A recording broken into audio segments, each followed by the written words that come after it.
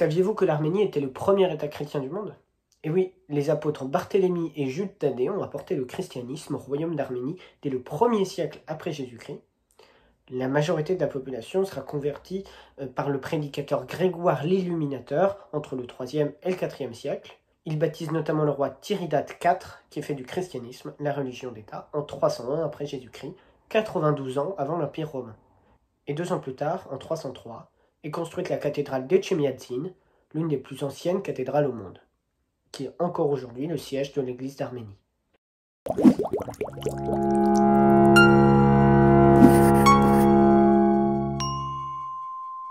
Bienvenue au 11e épisode de l'histoire de A à Z. Aujourd'hui, direction le Caucase pour un tout petit pays de 3 millions d'habitants et de 30 000 km², mais l'un des plus vieux au monde, au carrefour des empires russes, iraniens et turcs, l'Arménie. L'Arménie possède des frontières avec l'Iran, la Turquie, la Géorgie et l'Azerbaïdjan.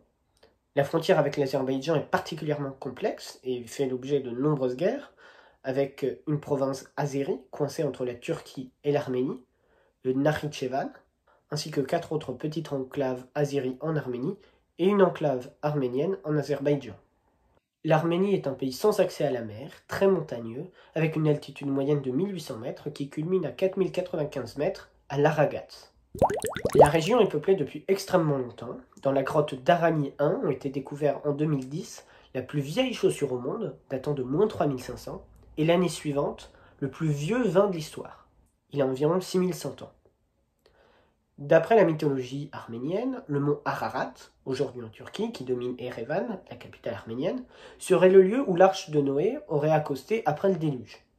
Un descendant de Noé, Chaïk, venu de Babylone, aurait vaincu le géant Bel et aurait installé son peuple sur le plateau arménien, d'où le nom du pays, Chayastan, terre de Chaïk en arménien. Vers moins 883, le royaume de l'Urartu unifie les tribus du Caucase. Le roi Argisti Ier fonde en moins 782 la ville d'Erebuni, la future Erevan. L'Urartu développe l'élevage de chevaux ainsi que les mines de cuivre et d'argent. De nombreuses citadelles sont construites, mais les invasions des Mèdes, des Assyriens et des Parthes mèneront à la disparition du royaume au début du VIe siècle avant notre ère. On n'est pas certain des origines des Arméniens. D'après l'hypothèse la plus courante, il s'agirait de peuples venus de l'ouest de l'Anatolie, c'est-à-dire la Turquie, qui se seraient mélangés aux Urartéens au moment de leur déclin. Selon d'autres hypothèses, ces peuples sont les ancêtres des Urartéens, qui sont donc directement les ancêtres des Arméniens. Enfin, de nombreux historiens arméniens affirment descendre du pays de Hayaza, près d'Erzurum, défendant ainsi une thèse autochtone. Après quelques siècles de domination perse, c'est-à-dire iranienne, Artaxias Ier fonde le royaume de la Grande Arménie en moins 190. L'Arménie étant un royaume client des Parthes, elle adopte leur religion, le zoroastrisme, une religion monothéiste qui favorisera la conversion au christianisme 500 ans plus tard. Dans la première moitié du 1er siècle avant notre ère, sous Tigrane II, le territoire de la Grande Arménie, en jaune sur la carte, s'étend de la mer Méditerranée à la mer Noire et à la mer Caspienne. Mais Tigrane est vaincu par les généraux romains Lucullus et Pompée, et l'Arménie retrouve sa taille d'origine. Après la victoire du roi parthe Vologèse Ier lors de la guerre romano-parthique de 58 à 63 après Jésus-Christ, le traité de Randeia installe une dynastie parthe sur le trône d'Arménie, les Arsacides, qui remplacent la dynastie artaxiade. Les Arsacides établissent un régime féodal avec de grands seigneurs, les Narkararques. En 387, l'Arménie est divisée en deux pour plusieurs siècles. L'Arménie mineure, à l'ouest, devenant une province romaine. Après la conversion du royaume en 301, la religion chrétienne va permettre au peuple arménien d'éviter l'anéantissement culturel.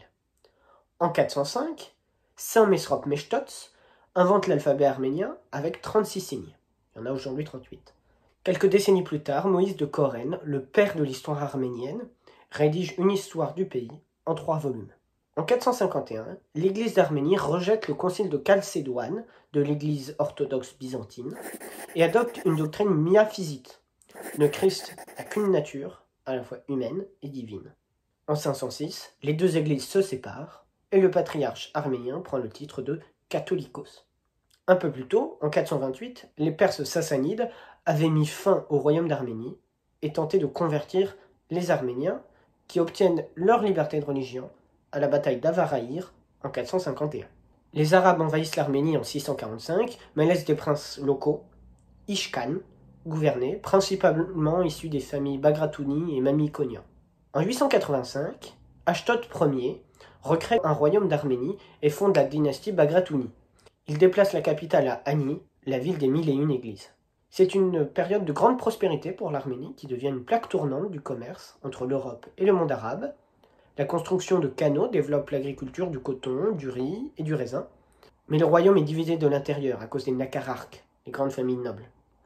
Et au milieu du XIe siècle, les Byzantins, ainsi que les Seldjoukides, des Turcs venus d'Asie centrale, envahissent le Caucase. Durant les siècles qui suivent, ce sera au tour des Géorgiens puis des Mongols de dominer la région.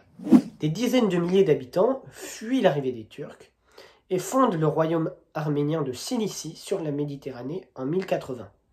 Ils aideront beaucoup les croisades européennes en apportant du ravitaillement. En 1341, les Lusignan, une famille française, montent sur le trône, mais ils l'affaiblissent et les Mamelouks égyptiens mettent fin à ce royaume en 1375. 30 000 riches arméniens parviendront à fuir à Chypre, mais les pauvres resteront en Cilicie jusqu'au génocide 550 ans plus tard. La diaspora arménienne se forme à cette époque-là. En 1604, 50 000 Arméniens sont déportés vers Ispahan, en Iran, où ils fondent le quartier marchand de la Nouvelle Djoulfa. Ils imprimeront notamment le premier livre en perse en 1636. Des intellectuels arméniens avaient d'ailleurs déjà imprimé le premier livre à Constantinople en 1567. Du milieu du XVIe siècle au milieu du XVIIIe siècle, l'Arménie est conquise et reconquise pas moins de 14 fois par les Ottomans et les Perses safavides. Le nationalisme religieux permet au peuple arménien de survivre, notamment avec la reconnaissance du millet par le sultan Mehmed II au XVe siècle, c'est-à-dire une communauté religieuse avec une forte autonomie au sein de l'Empire.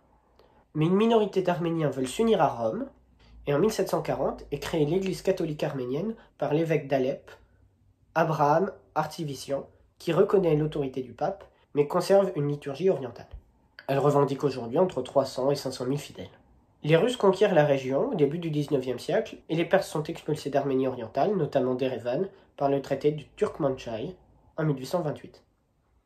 De très nombreux Arméniens reviendront dans leurs terres d'origine sous la domination russe. Pendant ce temps, l'Arménie occidentale reste sous domination ottomane. Les Arméniens forment environ 10% de la population de l'Empire, dont un quart de la population de Constantinople. Le nationalisme se développe au sein de ces communautés, qui commencent à se révolter à plusieurs reprises. Le sultan Abdulhamid II ne l'accepte pas, et sans donner lui-même l'ordre, va laisser faire les massacres dits hamidiens entre 1894 et 1896. Plus de 200 000 Arméniens sont tués par les troupes ottomanes et les Kurdes. En 1908, la révolution des jeunes Turcs est porteuse d'espoir pour les Arméniens de l'Empire ottoman. Mais dès 1909, 20 à 30 000 sont tués lors du massacre d'Adana en Cilicie. Le régime nationaliste turc les voit comme des ennemis intérieurs et profite que l'attention de la communauté internationale soit portée sur la Première Guerre mondiale pour chercher à exterminer les quelques 2 millions d'Arméniens de l'Empire. Au prétexte d'une trahison pro-russe des Arméniens en pleine guerre, on sait aujourd'hui que la plupart des Arméniens étaient restés fidèles à l'Empire.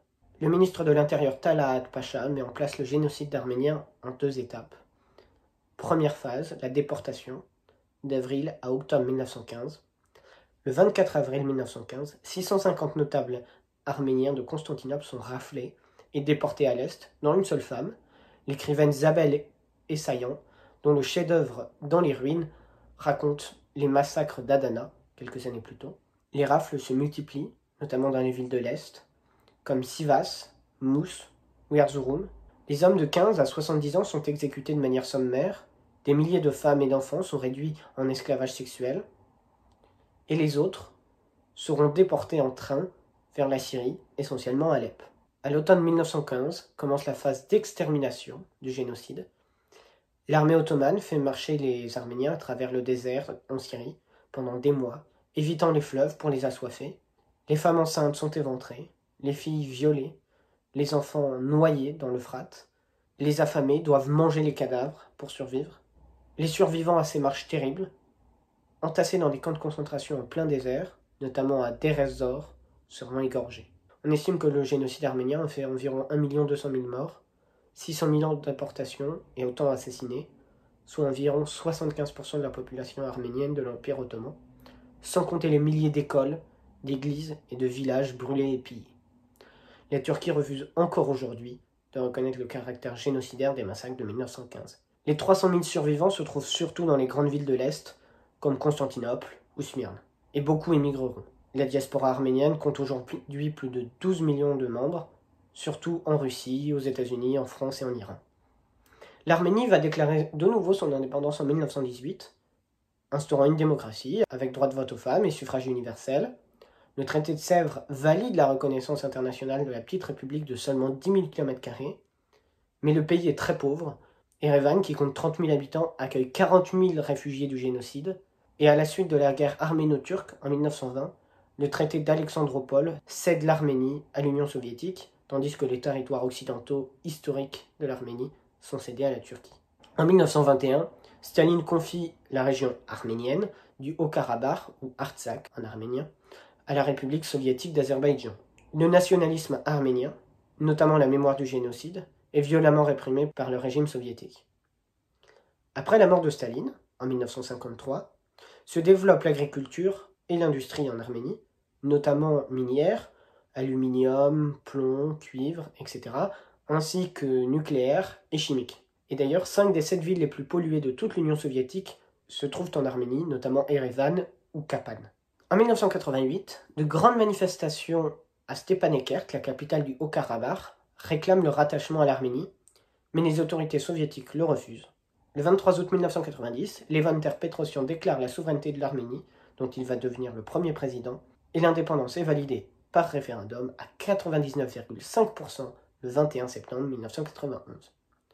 Le 2 septembre, le Haut-Karabakh avait également déclaré son indépendance, mais l'Azerbaïdjan l'envahit, ouvrant alors une guerre de 3 ans, faisant environ 20 000 morts et plus d'1 million de réfugiés, à 2 tiers azéris et 1 tiers arméniens. D'avril à mai 2018, le journaliste Nicole Pachinian va organiser une révolution de velours contre le Premier ministre Serge Sarkissian, dans ce que les observateurs ont considéré comme la fin du régime issu de l'Union soviétique en Arménie. Mais le Caucase a de nouveau été en guerre cette année lorsque le 27 septembre 2020, l'Azerbaïdjan, soutenu par la Turquie et Israël, a bombardé et envahi le Haut-Karabakh, dont près de la moitié des 150 000 habitants prennent la fuite. L'Arménie s'avoue vaincue 1 mois et demi plus tard et cède à l'Azerbaïdjan les territoires en beige. Voilà, j'espère que ça vous a plu. Rendez-vous très vite au prochain épisode sur le seul continent où nous ne nous sommes pas encore rendus, l'Océanie, avec une vidéo sur l'histoire de l'Australie. Ils sont tombés pour entrer dans la nuit éternelle des temps. Au bout de leur courage, la mort les a frappés sans demander leur âge, puisqu'ils étaient fautifs d'être enfants d'Arménie.